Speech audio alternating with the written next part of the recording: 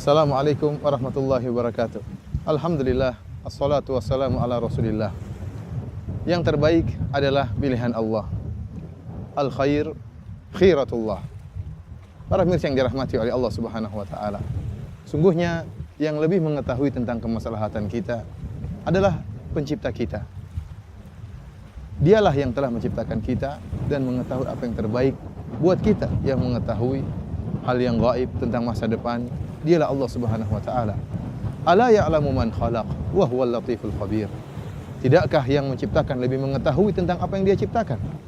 Kita terkadang berencana, ya, menurut perasaan kita, menurut perkiraan kita bahwasanya ada sesuatu yang terbaik bagi kita, sehingga kita berusaha untuk meraihnya. Namun ternyata gagal. Setelah kita berusaha, ya, ternyata kita gagal. Ternyata tidak sesuai dengan apa yang kita rencanakan. Atau terkadang ada musibah yang menimpa kita, yang membuyarkan cita-cita kita. Namun ingatlah wahai pemirsa yang dirahmati oleh Allah Subhanahu wa taala, jika seorang hamba telah berusaha dan telah berdoa, maka yakinlah apa yang Allah takdirkan itu yang terbaik bagi dia. Kenapa? Al khair khiratullah. Yang terbaik adalah pilihan Allah Subhanahu wa taala. Allah Subhanahu wa taala telah berfirman dalam Al-Qur'an, "Wa asa an takrahu syai'an wa huwa khairul lakum." Bisa jadi engkau membenci sesuatu, namun itu yang terbaik bagi engkau. Kemudian Allah berkata, "Wallahu ya'lamu wa antum la ta'lamun." Allah yang mengetahui dan kalian tidak mengetahui. Dalam ayat yang lain kata Allah Subhanahu wa taala, "Fa in karihtumuhunna fa asa an takrahu syai'an wa yaj'alallahu fihi khairan katsira." Bisa jadi kalian membenci istri-istri kalian, ya. Akan tapi di balik kebencian kalian Allah menjadikan banyak kebaikan. Ada seorang salaf, seorang ulama yang memiliki seorang anak yang sangat berbakti. Baktinya sangat luar biasa. Maka orang-orang pun heran melihat betapa baktinya sang anak. Maka mereka bertanya, apa rahasianya, kenapa anak ini bisa begitu berbakti? Maka ternyata dia mengatakan karena kesabaran dia terhadap ibunya. Ibunya mungkin bukan seorang wanita yang sangat soleha, wanita yang mungkin tidak begitu diharapkan. Akan tapi karena kesabaran ulama tersebut terhadap istrinya, maka lahirlah anak yang begitu berbakti dari rahim istri tersebut. Kalau seandainya dia membenci istrinya, dia ceraikan istrinya, maka tidak akan keluar anak yang soleh tersebut. Ternyata Allah Subhanahu wa taala menghendaki kebaikan yang banyak bagi ulama tersebut dengan sabarnya dia terhadap istrinya yang mungkin tidak begitu soleha. Sungguhnya Allah Subhanahu wa taala telah memberikan beberapa contoh dalam Al-Qur'an tentang bahwasanya pilihan Allah adalah yang terbaik, yang terkadang di luar dari imajinasi kita, di luar dari perkiraan kita, di luar dari hayalan kita. Contohnya seperti kisah Nabi Yusuf alaihissalam. Allah Subhanahu wa taala, ya, menyebutkan dalam Al-Qur'an kisah Nabi Yusuf yang sangat luar biasa. Ya, nahnu naqussu 'alaika ahsanal qasas, kata Allah Subhanahu wa taala, wahai Muhammad, kami kisahkan kepada engkau dengan kisah yang terbaik. Kisah siapa? Kisah Nabi Yusuf. Kisah yang penuh dengan perkara-perkara yang menakjubkan. Bagaimana Allah Subhanahu wa taala memberikan anugerah kepada Nabi Yusuf dalam bentuk, ya, ujian-ujian. Oleh karenanya terkadang kata para ulama di antara Ibnu Qayyim rahimahullah, terkadang anugerah karunia Allah berikan, Allah turunkan dalam bentuk ujian. Dan ini yang pernah dialami oleh Nabi Yusuf alaihissalam. Kita tahu bagaimana Nabi Yusuf alaihissalam akhirnya menjadi seorang Al-Aziz, seorang menteri yang mulia, yang dimuliakan, yang dihormati oleh penduduk negeri Mesir. Bagaimana ceritanya Nabi Yusuf alaihissalam bisa menjadi seorang yang mulia? Ternyata dengan berbagai macam ujian. Dari awal ujian Allah Subhanahu wa taala sebutkan dalam kisah surat Yusuf alaihissalam. Tatkala Nabi Yusuf alaihissalam, saudara-saudaranya hasad kepada Nabi Yusuf. Akhirnya kemudian melemparkan Nabi Yusuf ke dalam sumur. Ini ujian pertama. Dilemparkan dalam sumur. Namun Nabi Yusuf sabar menghadapinya. Dipisahkan dari ayahnya, Nabi Yakub alaihissalam yang sangat mencintai Nabi Yusuf. Sehingga menyedihkan sang ayah dan juga menyedihkan Nabi Yusuf alaihissalam. Ayah yang mencintainya, ayah yang mengayominya selama ini, ayah yang membelanya selama ini harus terpisah dari dia. Diuji oleh Allah Subhanahu wa taala, dilemparkan dalam sumur. Ternyata ini adalah anugerah, tapi memang ceritanya harus berupa ujian-ujian. Kemudian yang kedua, setelah itu Nabi Yusuf alaihissalam diselamatkan oleh ada orang yang datang lewat, kemudian ingin mengambil air dari sumur tersebut. Ternyata ada Nabi Yusuf alaihissalam, ya. Bukannya Nabi Yusuf diselamatkan kemudian dibebaskan, ternyata malah dijadikan budak untuk dijual. Bayangkan, ini orang anak merdeka, seorang yang merdeka dijadikan budak untuk jadi barang dagangan untuk dijual. Ini musibah kedua yang dialami Nabi Yusuf. Tetapi ternyata justru tatkala Nabi Yusuf menjadi budak ini merupakan langkah menuju kebahagiaan, langkah menuju ke anugerah. Akhirnya Nabi Yusuf alaihissalam dibeli oleh pembesar negeri Mesir. dibeli oleh pembesar negeri Mesir, kemudian dirawat di istana mereka, dirawat di istana yang megah. Akhirnya Nabi Yusuf pun berkembang menjadi seorang muda yang sangat tampan. Ya. Kemudian ternyata Nabi Yusuf pun dirayu oleh sang permaisuri yang mengajak Nabi Yusuf untuk berzina. Akhirnya Nabi Yusuf alaihissalam menolak. Akhirnya dia pun di penjara. Ini ujian berikutnya. Bayangkan ujian setelah ujian. Di penjara Nabi Yusuf alaihissalam. Bersabarlah Nabi Yusuf dalam penjara tersebut. Kemudian tidak lama kemudian datanglah dua orang yang ingin ditafsirkan mimpinya. Setelah itu Nabi Yusuf alaihissalam menafsirkan mimpi kedua orang tersebut. Nabi Yusuf mengatakan, adapun engkau akan dibunuh, adapun engkau satunya akan selamat. Yaskhi rabbahu khamra, dan engkau akan menjadi pelayan sang raja dan akan menuangkan minuman bagi sang raja. Kemudian apa kata Nabi Yusuf? Wa qala alladhi dhanna annahu najim minhum adhkurni 'inda rabbik. Kata Nabi Yusuf kepada orang yang menurut beliau akan selamat tersebut, salah satu dari dua penghuni penjara tersebut, kata Nabi Yusuf, jangan lupa kau sebutkan kebaikanku di sisi tuanmu, di sisi raja. Apa maksud Nabi Yusuf alaihissalam? Agar jika sang raja tahu bahwasanya Nabi Yusuf adalah seorang yang soleh, yang bisa menafsirkan mimpi, maka Nabi Yusuf akan dibebaskan dari penjara, tidak terikat dalam penjara tersebut. Akan tapi apa kata Allah Subhanahu wa taala? Fa ansahu syaitanu dzikra rabbih falabitha fis sijni bid'a sinin. Ternyata Allah mentakdirkan lain. Orang yang telah selamat ini lupa untuk menyebutkan kebaikan-kebaikan Nabi Yusuf di sisi sang raja. Akhirnya bertambah lagi bertahun-tahun Nabi Yusuf harus dipenjarakan. Kenapa? Karena orang ini lupa. Subhanallah. Ini musibah lagi ditambah dengan musibah karena kelupaan orang tersebut. Akan tetapi ternyata Allah punya skenario yang lain. Allah punya cerita yang lain. Ternyata kelupaan orang ini adalah anugerah. Sampai kapan? Sampai akhirnya sang raja yang bermimpi.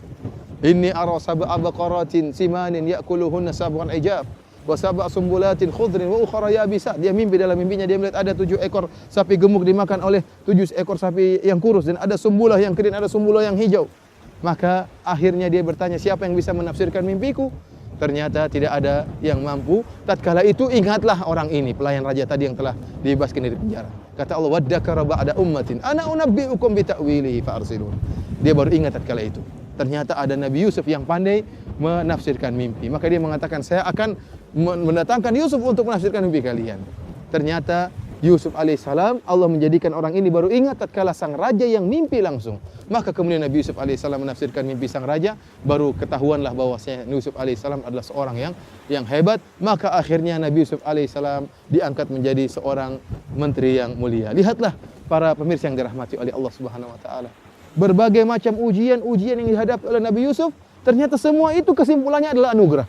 Kesimpulannya adalah karunia. Allah ingin mengangkat Nabi Yusuf menjadi seorang raja. Bahkan bukan cuma itu, akhirnya Nabi Yusuf alaihissalam bisa mendatangkan ayah dan ibunya dan keluarganya semua dipindahkan ke Mesir, dari kehidupan yang sulit menjadi kehidupan yang lapang. Ini anugerah yang luar biasa, akan tapi ternyata ceritanya tidak seperti yang kita bayangkan. Tidak semua anugerah datang dalam keadaan penuh kenikmatan. Ternyata anugerah yang dialami oleh Nabi Yusuf, karunia yang dialami oleh Nabi Yusuf ternyata melewati ujian berbagai macam ujian.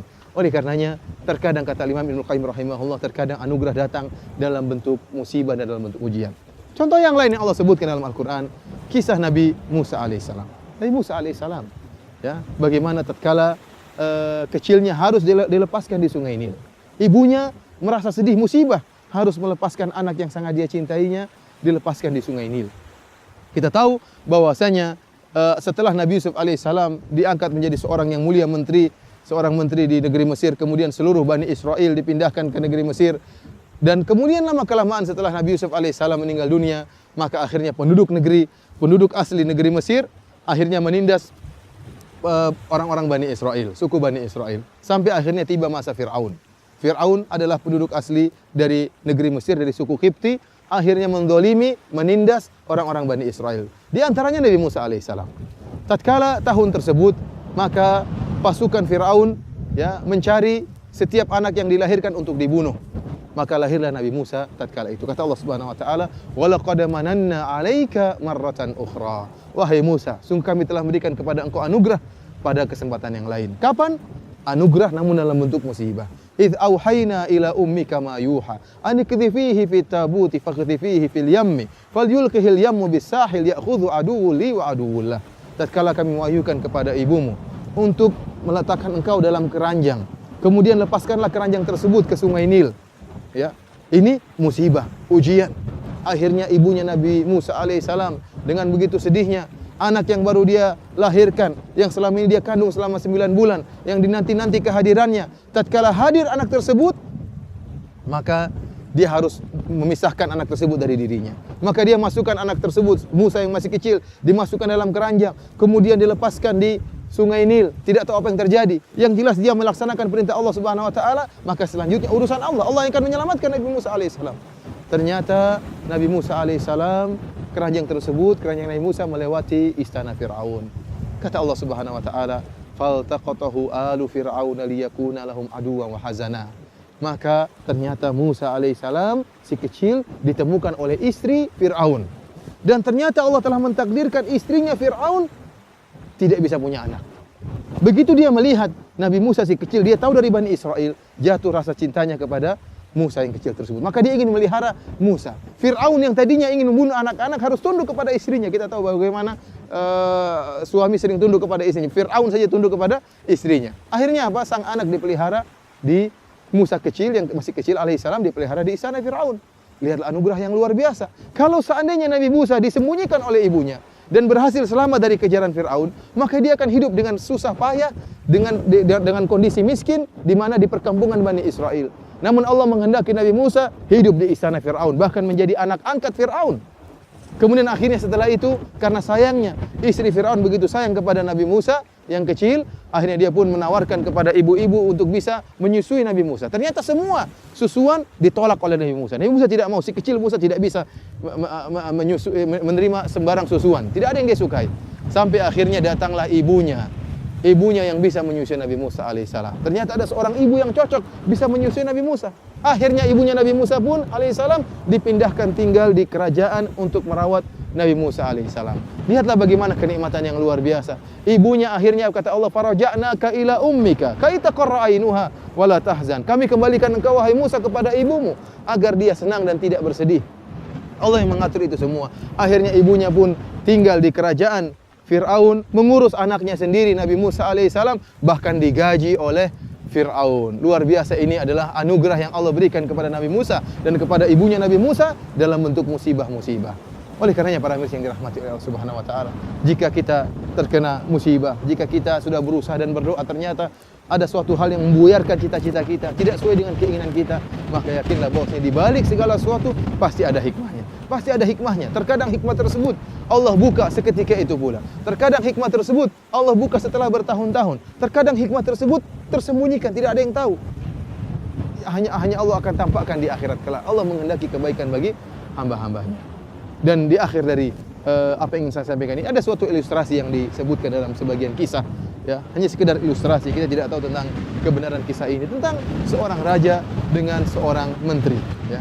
Menterinya ini senantiasa berkata al khair khiratullah, bahwa yang terbaik adalah pilihan Allah Subhanahu wa taala. Setiap ada orang terkena musibah, maka dia pun mendatangi orang tersebut dan menasihati dengan mengatakan yang terbaik adalah pilihan Allah Subhanahu wa taala. Suatu saat sang raja yang terkena musibah, sang raja jarinya terputus. Maka datanglah sang menteri dengan penuh semangat mengatakan, wahai sang raja, yang terbaik adalah pilihan Allah. Jarimu putus itu yang terbaik. Maka sang raja pun tersinggung dan marah. Dia mengatakan, jari saya putus yang terbaik, penjarakan orang ini. Akhirnya sang menteri pun dipenjarakan. Tatkala sang menteri dipenjara, dengan mudah dia berkata, al khair khiratullah, yang terbaik adalah pilihan Allah Subhanahu wa taala. Ternyata benar. Suatu saat sang raja pun keluar bersama anak buahnya dalam rangka berburu atau suatu keperluan. Akhirnya mereka terjebak pergi ke tempat yang jauh. Akhirnya mereka ditangkap oleh orang-orang penyembah dewa atau penyembah roh. Kemudian ditangkaplah mereka dan disembelih mereka satu persatu untuk tumbal bagi Tuhan mereka.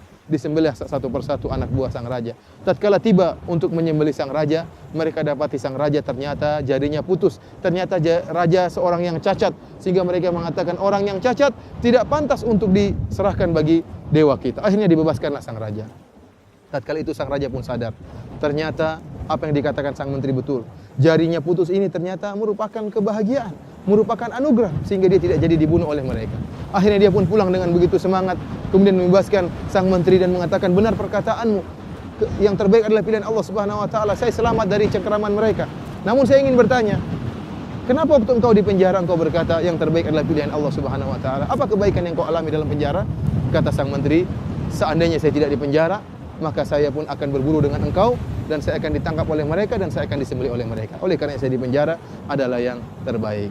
Demikianlah para pemirsa, semoga kita senantiasa berhusnudzon kepada Allah Subhanahu wa taala.